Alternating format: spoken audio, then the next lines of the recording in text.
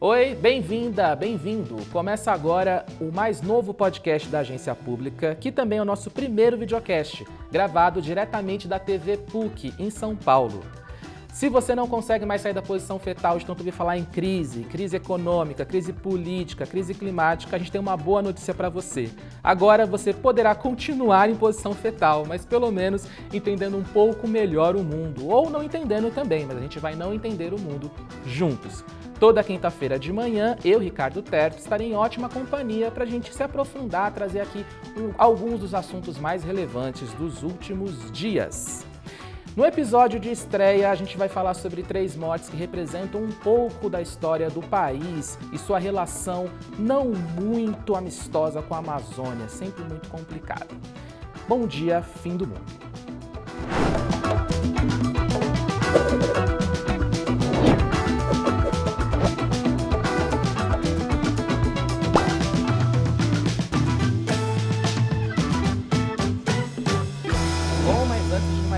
Deixa eu cumprimentar e apresentar aqui minhas colegas de bancada. Primeiro, ela, que é chefe da cobertura socioambiental da Agência Pública, Giovana Girardi. Bom dia, Giovana. Bom dia, Terto. Bom dia, pessoal. Como que o fim do mundo está tratando vocês?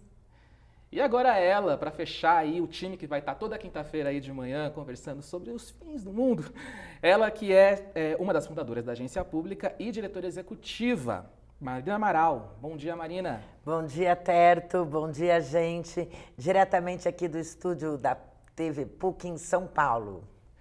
Feitas, então, as devidas apresentações e cumprimentos. Antes do relógio do fim do mundo correr, aproveita que você está aí já ouvindo, assistindo a gente e divulgue a palavra do fim do mundo. Assine, siga, compartilhe, faça um barulho nas redes sociais, no seu grupo de WhatsApp, cuide com o domínio e avise que tem um novo podcast e videocast da Agência Pública aí, para todo mundo estar preocupado, né, para onde o mundo vai.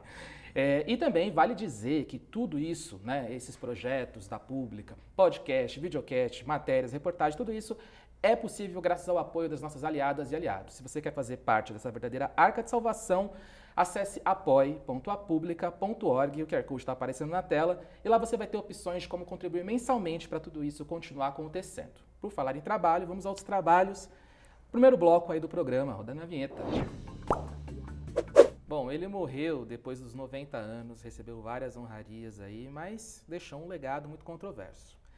Não estou falando do Silvio Santos, estou falando do Delfim Neto, mas o Silvio Santos ainda vai entrar nessa história. Aliás, né, até o final do programa a gente vai conhecer mais como essas duas figuras se conectam, né? O Delfim, ele morreu na segunda-feira, dia 12 de agosto, e o Silvio Santos no último sábado, dia 17 de agosto, né? Mas além desses dois, a gente teve uma terceira morte que foi marcante, né, por país, na história do país nos últimos dias, né? E foi muito menos comentada, recebeu bem menos honrarias. Na verdade, nenhuma, né? No dia 10 de agosto, morreu a liderança indígena Tuíri Caiapó. Ela ficou conhecida pela luta contra a construção da usina de Belo Monte, no Pará, na década de 80, e protagonizou também, em 89, uma cena que ficou famosa aí, né, no mundo todo, em que ela pressiona um facão contra o representante da Eletronorte. Bom, Giovana, né? De alguma forma, como a gente falou, a história dessas 3 figuras se conecta, né? Vamos começar pela morte mais recente, que é do Silvio Santos, né? Ele que chegou a concorrer à presidência em 89. Apesar das inúmeras homenagens, a gente sabe que tem muitos esqueletos aí escondidos nesse baú da felicidade. Vamos começar por ele, então? É verdade, Terto. Realmente, assim, no decorrer de uma semana, 3 pessoas muito simbólicas morreram e elas se conectam por conta da forma como a ditadura fez o processo de ocupação da Amazônia na década de 70 e 80. Numa época que eles diziam que eles precisavam ocupar a Amazônia porque ali haveria um grande vazio e aqui com muitas aspas. E uma das estratégias que eles adotaram para atrair as pessoas para a Amazônia foi dando incentivos fiscais para que empresários se fixassem na região. E muitos empresários atenderam ao chamado, um deles foi justamente Silvio Santos.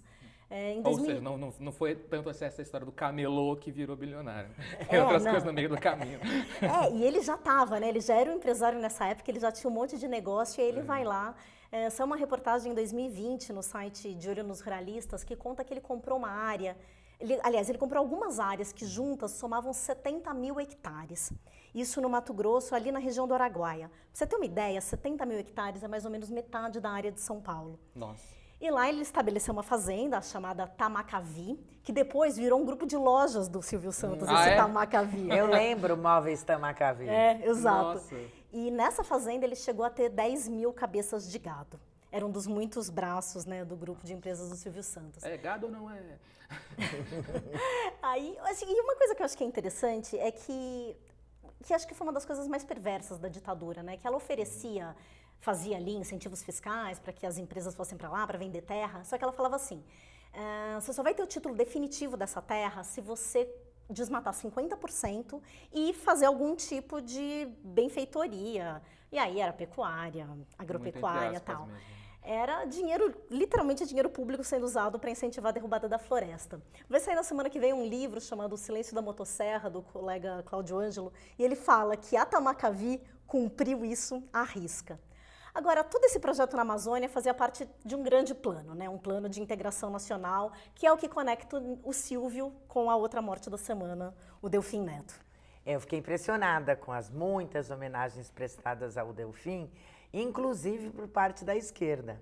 Afinal, ele é um dos ministros mais longevos da ditadura e também signatário do AI-5, em dezembro de 68, que inaugurou a parte mais cruel, covarde da ditadura, com as mortes, os desaparecimentos, a tortura.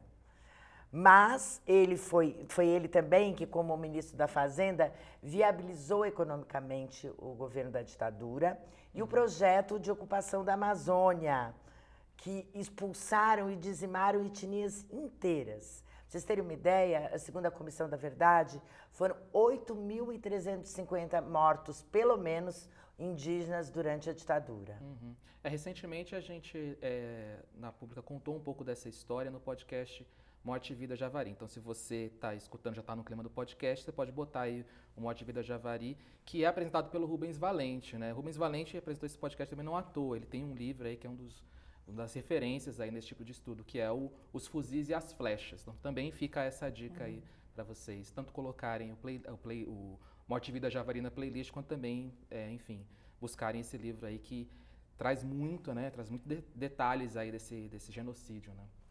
Pois é, o livro do Rubens, ele fala desse projeto de ocupação dos militares, que é baseado numa visão equivocada que, de certo modo, perdura até hoje, né? Que é de explorar os recursos naturais da floresta, ignorando a vida e a importância dos indígenas e da própria floresta, né? Foi assim que se estabeleceram os grandes projetos de mineração, as construções de hidrelétricas, de estradas, sendo a mais famosa delas a Transamazônica, que é da época do Delfim. Ele não costumava falar muito nisso, mas a Giovana, minha colega de bancada aqui, conversou com ele numa entrevista mais recente sobre isso, né, Giovana? Isso mesmo, Marina. Eu falei com o Delfim no fim de 2021, para o podcast Tempo Quente, e a ideia era entender um pouco como que foi essa relação dele com a Transamazônica, e eu queria ver se nessa altura da vida ele fazia algum tipo de meia-culpa. Na ocasião, né, o Delfim morreu com 96 anos, né, ele já estava com 93, e eu fiquei pensando, será que ele tem, né, algum tipo de... Não tem remorso, não tem arrependimento. Eu acho que é até engraçado, a Marina citou o AI-5, um pouquinho antes de eu falar com ele, acho que o UOL tinha feito uma entrevista com ele, pergunta do AI-5, e ele fala, ele assinaria de novo. Então, assim como ele assinaria de novo, ele faria a Transamazônica de novo. Ele até fala assim, ele tira um sarro. Eu acho que uma coisa fantástica é que quando o presente vira passado, nós ficamos muito sábios, mas quem planeja erra. Só não erra quem não planeja e também não faz nada. Essa relação dele com a Transamazônica vem desde o comecinho. Ele estava junto com o general Médici, presidente na época, quando ele foi para Recife, no Nordeste, que eles viram ali que o Nordeste estava sofrendo com uma seca brutal, e aí surgiu essa ideia de vamos tirar homens sem terra para uma terra sem homens. Nas palavras do Delfim, o que foi o plano do Médici ali era abrir um buraco para essa gente fugir daqui, ganhar a vida, desenvolver o Brasil e a Amazônia. E segundo ele, não tinha nenhum grande plano. E aí, até por conta disso, ele fala assim, não, gente, a Transamazônica foi a maior fake news da história. Engraçado ele falar em fake news, porque a minha impressão, quando a gente pensa em fake news, era dizer que todo mundo no Nordeste ia encontrar um pedacinho de terra na Amazônia. Mas por aí... Ou dizer que a área da Amazônia era super fértil, quando não é. Ou dizer que a estrada seria o grande começo de desenvolvimento da região, que também não trouxe, né? Ele até admite que eles não conheciam muito bem a região, que eles achavam que era fértil, depois descobriram que não era. Mas mesmo assim ele defende. Mas quantas oportunidades ela não trouxe? É uma estrada de integração nacional. Hoje é uma região próspera. E aí o que eu percebi também, assim, é que ele realmente tem um certo orgulho, mas ele se diverte um pouco com essa história. Ele conta, por exemplo, em um dado momento da entrevista, que o Andreasa, que era o ministro de transportes, então era quem estava de fato fazendo a estrada, né? Ele fala assim, o Andreasa pôs o trator na estrada e tocou para frente. Quando ele encontrava uma tribo de índio, era uma coisa deliciosa. Ele corrompia o cacique. Deliciosa como, Delfim? Porque os índios se opunham, mas o Andreasa chegava a um acordo com eles e dizia, olha, essa noite eu vou deixar uma caçamba cheia de coisas para vocês. Vocês roubam tudo, eu finjo que não vi, disse ele rindo. Para depois falar assim, não, roubar era talvez uma coisa muito forte. Eles se apropriavam daquilo. Miçangas, espelhos... Bem português. Fico imaginando a sua cara, Giovana, entrevistando o Delfim, ouvindo essas coisas. Eu precisei ficar plácida ali. Bom, mas essa não foi, né, enfim, não foi a única polêmica, né, obra polêmica que ele apoiou, né. Ele também foi um grande defensor de Belo Monte, né, o que conecta a terceira morte, né, que a gente vai trazer aqui nesse episódio, né, que, enfim, traz essa relação do Brasil com a Amazônia, né. Então, a gente está falando aqui da Tuíri Caiapó, né, que morreu aos 54 anos, no dia 10 de agosto, como você falou, e ela foi uma das primeiras indígenas mulheres a assumir um papel de liderança. Isso é uma coisa importante, porque isso acabou se refletindo em outras lideranças mulheres, né? Tanto o povo dela ficou muito famoso, que é o povo do cacique Raoni, que se tornou conhecido internacionalmente, como também ela abriu o caminho para essas mulheres fantásticas, que hoje a gente tem a Sônia Guajajara como ministra, a deputada Célia Chacriabá, a presidente da FUNAI, a Joênia Wapichana, e tudo começou a partir dali, né? E foi justamente quando começou a se tentar implantar o projeto de Belo Monte no Xingu, em uma audiência Altamira, que aconteceu aquela cena célebre, né? Que ela empunhou o facão e aproximou ele do rosto do representante da Eletronorte. Foi um gesto simbólico tão forte e deixou tão claro para o mundo todo que os indígenas eram absolutamente contra aquele projeto, embora não tivessem sido consultados, né, que é o que aconteceu muitas vezes depois, que isso conseguiu paralisar a obra de Belo Monte por quase 20 anos. Pois é. E é uma imagem aí que, enfim, perdura até hoje aí, né? E aí, você falou por quase 20 anos, sinal de que tem mais coisa pra gente atualizar dessa história. A gente vai atualizar isso no segundo bloco, vamos continuar contando essa história. Mas primeiro chegou a hora da gente ir pro quadro Trombeta da Semana.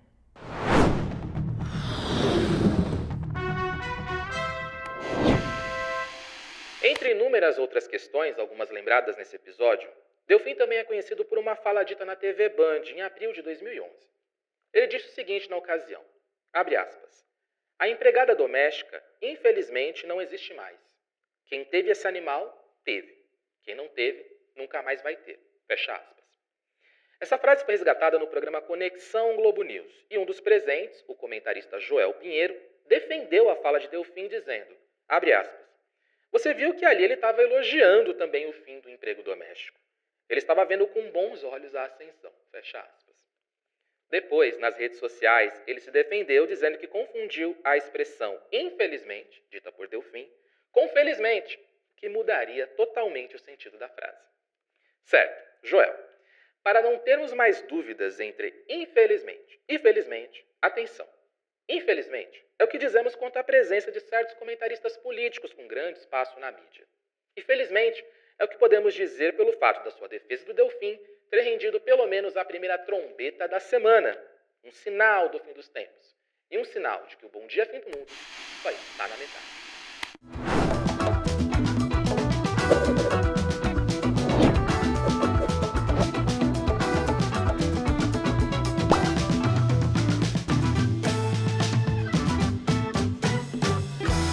Bom, Bom, depois dessa trombeta aí, vamos para o segundo bloco, né?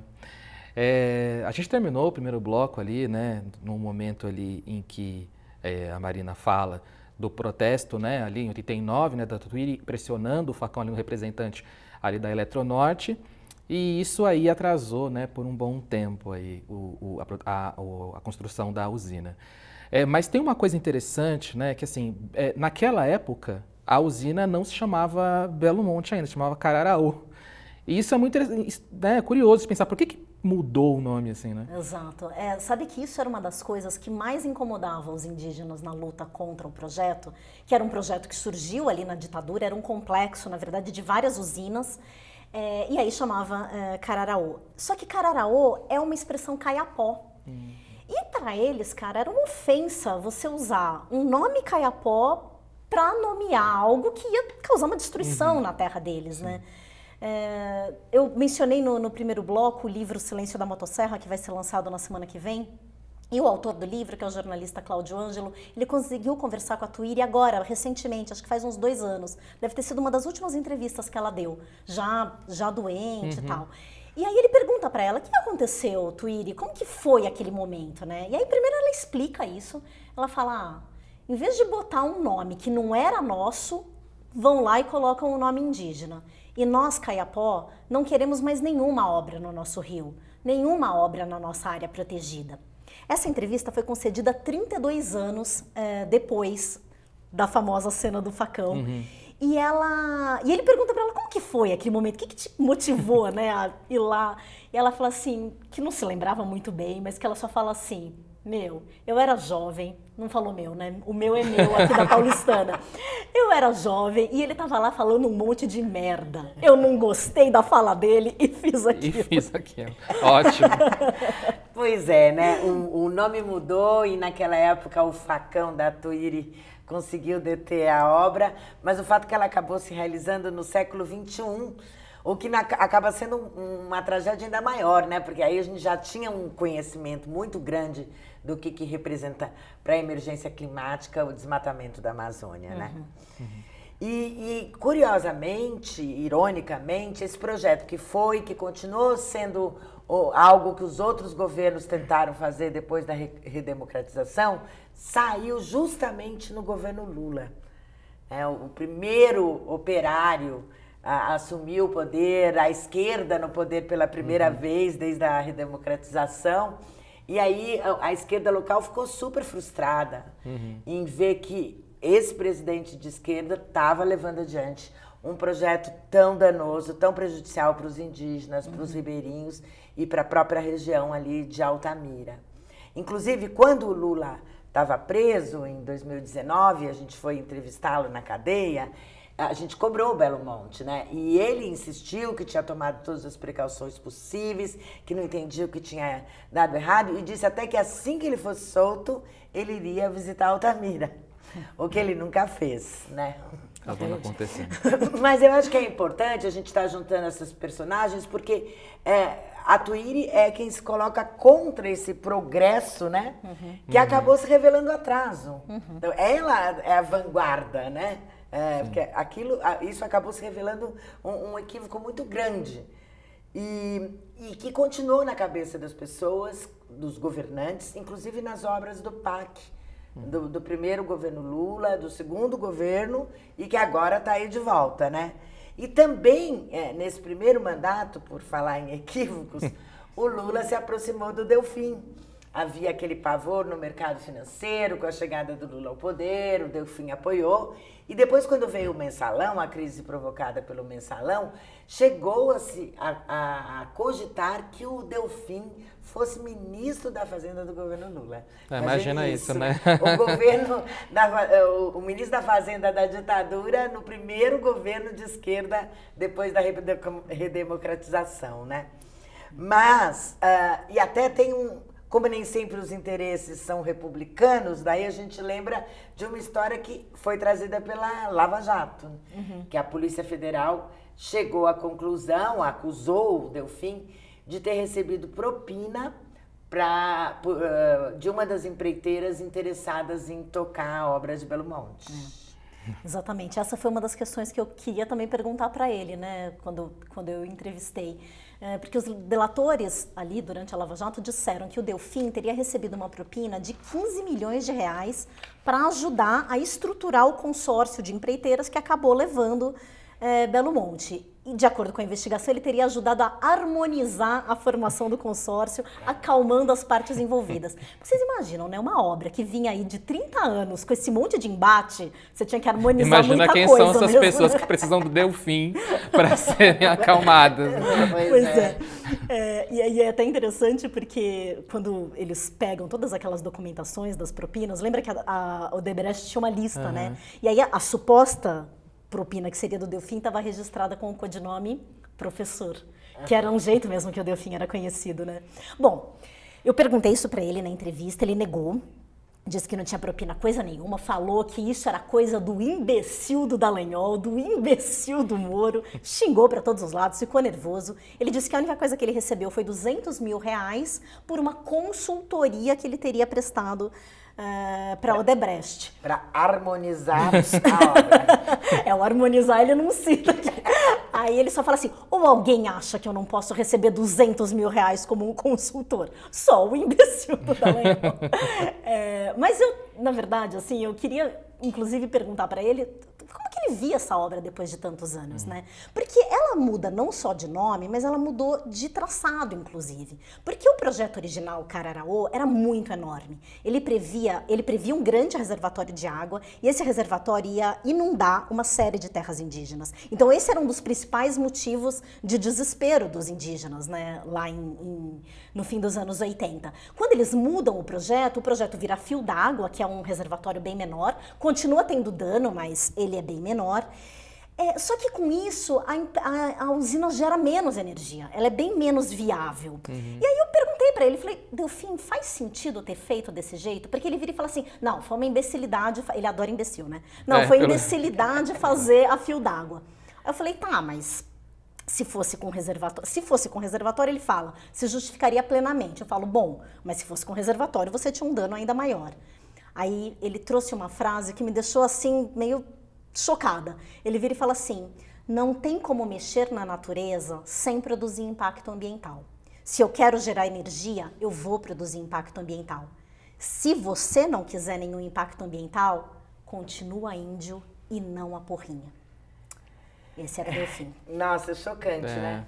Porque justamente o que a obra impede é que os indígenas continuem sendo indígenas. Né? Exatamente. Então é de uma crueldade esse comentário que parece assim brincalhão, né? E o impacto social social e ambiental da obra foi enorme, né? A gente tem todo um problema de seca ali na região, os indígenas e os ribeirinhos que viviam da pesca perderam essa forma de sustento e trouxe também um problema enorme para Altamira, uma cidade que era uma cidade pequena ali e que foi inchada pelo tanto de gente que veio para fazer as obras, pelo tanto, e um processo progressivo, né? Porque à medida que as pessoas não conseguiam mais viver do rio, elas também foram chegando na cidade. Daí você tinha uma infraestrutura de saúde e educação que não era suficiente para todo mundo. Você teve uma explosão de violência e uma favelização. Tem imagens cruéis que a gente até fez um vídeo na pública sobre a população de Altamira, que mostra as pessoas vivendo no meio do lixo e do esgoto, em plena floresta amazônica, né? Então, é uma tragédia anunciada, que a mobilização dos defensores de direitos humanos, dos indígenas, dos ambientalistas, não conseguiu evitar. Exato. E eu acho que uma coisa também cruel desse processo todo é que não só não se conseguiu evitar com Belo Monte, mas ainda existem riscos de novas obras desse mesmo porte. Né?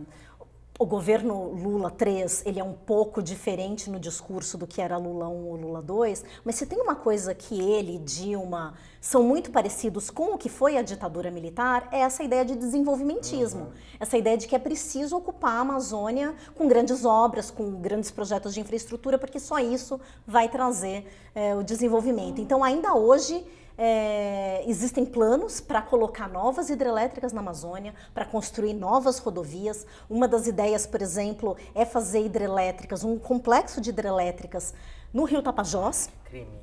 Que foi rejeitada, uma ideia que foi rejeitada pelo IBAMA em 2017. O IBAMA tentou colocar uma pedra em cima disso, mas ainda agora, maio desse ano, a Eletrobras estava encaminhando um pedido para a ANEEL para retomar os estudos. E uma outra obra muito polêmica, que é o asfaltamento de 400 quilômetros da BR-319, que liga Porto Velho, em Rondônia, a Manaus, no Amazonas. Essa estrada ela foi aberta na época da ditadura. Nesse processo todo de programa de ocupação que a gente comentou. Mas ela acabou sendo abandonada, o mato cobriu e tal. Só que tem uma pressão fortíssima para que ela seja retomada. Tem uma série de estudos que falam que se esse asfaltamento for feito, vai levar mais a desmatamento, mas ainda não se conseguiu frear. Então, esse eu acho que é um assunto para outro episódio, mas só para dizer que a ameaça continua aí pairando. Pois é, gente, nossa. E depois aí desse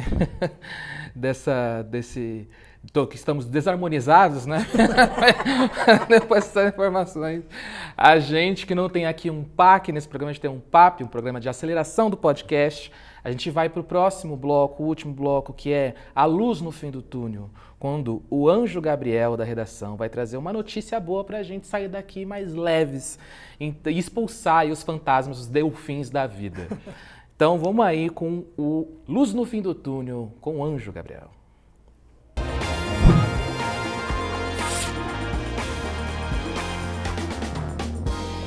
Oi pessoal, daqui da redação eu trago para vocês a luz no fim do túnel de hoje. A Universidade Zumbi dos Palmares, que fica aqui em São Paulo, lançou recentemente o fórum Super Cidades Educadoras Ambientais, Climáticas e Antirracistas. É uma parceria com o Ministério do Meio Ambiente e as Secretarias Municipais de Mudanças Climáticas e Educação. E olha só, uma das iniciativas mais interessantes desse fórum é a criação da Brigada Climáticos. Essa brigada vai ser formada por jovens e adultos moradores de locais da cidade que são afetados por queimadas e inundações. A ideia é treinar esses jovens para atuar no caso de eventos extremos, como medir a pressão de idosos durante ondas de calor e resgatar pessoas e animais em alagamento. Legal, né? Num primeiro momento, 12 jovens moradores da comunidade do Gato, fica aqui na zona norte de São Paulo, vão ser treinados por bombeiros e enfermeiras que já atuam em resgate. O reitor da universidade, José Vicente, disse que esse modelo da Brigada Climática pode ser replicado em outros locais do país e é uma forma de envolver a população no tão importante enfrentamento das mudanças climáticas. As informações são da Folha de São Paulo. Bom, para falar em luz no fim do túnel, é hora de, antes da gente ir embora, agradecer mais uma vez quem ilumina o trabalho da agência pública, apoiando todo mês o nosso trabalho aqui, os nossos podcasts, matérias, reportagens, né? São os aliados que a gente já falou, então fica aqui o convite, o reforço novamente. Acesse apoie.apublica.org e nos ajude aí a continuar esse projeto. Tem muito trabalho para fazer, tá? Só de piloto foram mais de 150 pilotos até chegar aqui. E lembrando também que você aí pode enviar a sua luz no fim do túnel ou a sua trombeta, fica ao seu critério se você quer nos chocar ou nos dar esperanças, para correio-do-fim-do-mundo@publica.org. correio-do-fim-do-mundo@publica.org. A gente vai ficando por aqui, mas antes deixa eu me despedir das minhas colegas de bancada. Abraço, Giovana. Abraço, Terto. Tchau, pessoal. Até semana que vem. E abraço, Marina. Tchau, pessoal. Nos vemos na próxima quinta-feira. Muito bem, então até o próximo Bom Dia Fim do Mundo. Não vai embora antes de curtir, seguir e compartilhar esse programa. Lembrando que quinta-feira que vem, 6 horas da manhã, tem mais um Bom Dia Fim do Mundo nos principais tocadores de podcast e no YouTube da Agência Pública. Você também pode nos assistir segunda-feira, 11h30 da noite, no canal Universitário. Boa noite, Fim do Mundo, para quem estiver nos assistindo pelo canal Universitário. Até semana que vem, Bom Dia Fim do Mundo.